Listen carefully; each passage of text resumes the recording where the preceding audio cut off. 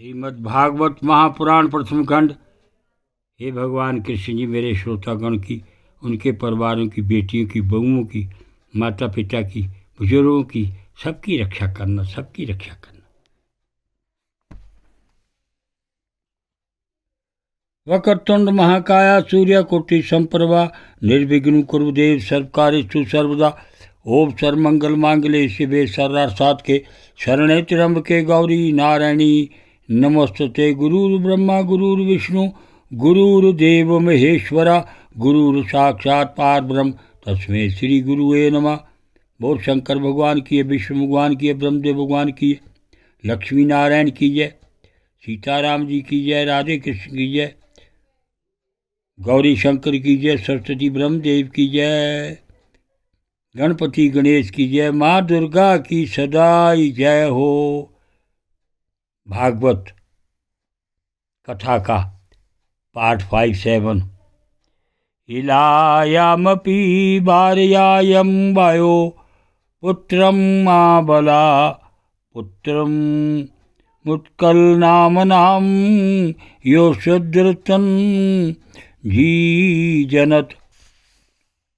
उत्तम सत्वक्रतो द्वाओ मृग याया बलियसा अता पुण्यजनेनाद्रो तन्मातस्य गतं गता।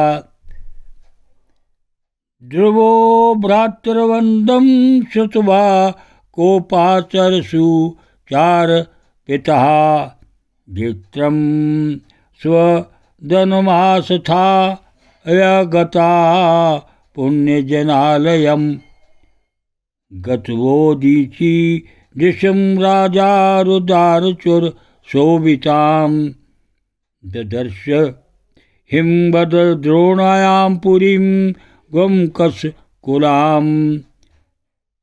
विद्वोशंक बृद्राऊखं दृश्यचा अनुनादयन् धेनोद्विग्नदृशा कसत्तरूपदेवयोऽत्र संभृशम्।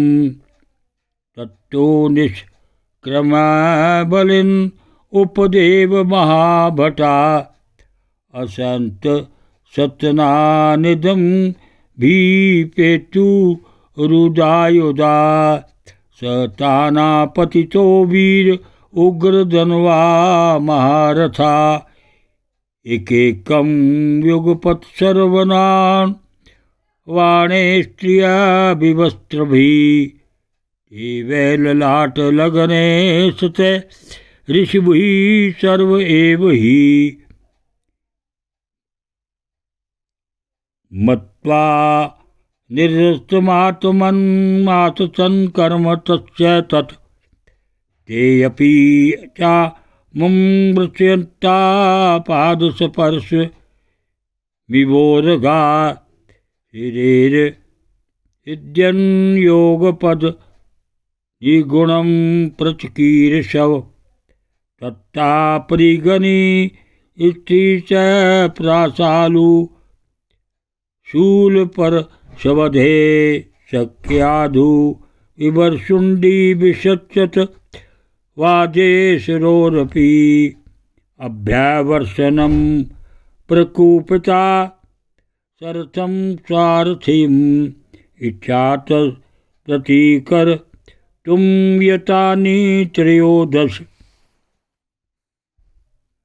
उतानपादी सदता सत्रवर्षेण भूरिणा ना उपादस्यत सन आचारेण यथा गिरि।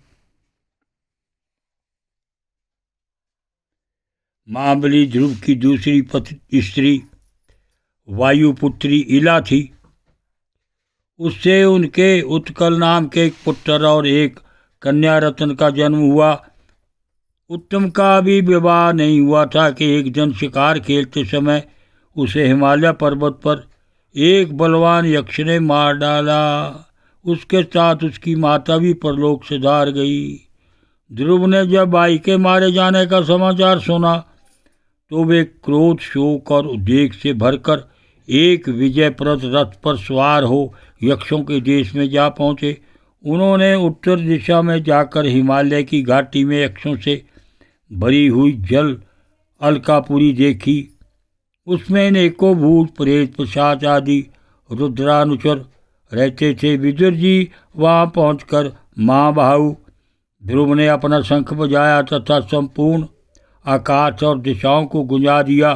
उस शंख ध्वनि से यक्ष पत्नियाँ बहुत ही डर गईं। उनकी आंखें वैसे कातर उठी। वीरवर विदुर जी महाबलवान यक्ष वीरों को यह शंखनाद सहन न हुआ, इसलिए वे तरह तरह के अस्त्र शस्त्र लेकर नगर के बाहर निकल आए और ध्रुव पर टूट पड़े। महारथी ध्रुव प्रचंड धनुर्धर थे। उन्होंने एक ही साथ उनमें से प्रत्येक को 3-3 बाण मारे। उन सभी ने जब अपने अपने मस्तकों में 3-3 बाण लगे देखे तब उन्होंने यह विश्वास हो गया कि हमारी हार अवश्य होगी। वे ध्रुव जी के इस अद्भुत पराक्रम की प्रशंसा करने लगे। फिर जैसे सर्प किसी के पैरों का आघात नहीं सहते, उसी प्रकार ध्रुव के इस पराक्रम को ना सहकर उन्होंने भी उनके बाणों के जवाब में एक ही साथ उनसे दूने 6 बाण छोड़े। यक्षों की संख्या 13 आयुत 1,30,000 थी। उन्होंने ध्रुव जी का बदला लेने के लिए अत्यंत कुपित होकर रथ और सारथी के सहित उन पर पृग, खड्ग, परात, शूल, परसा, शक्ति, रिष्टि, बशुंडी तथा चित्र विचित्र पंखदार बाणों की वर्षा की।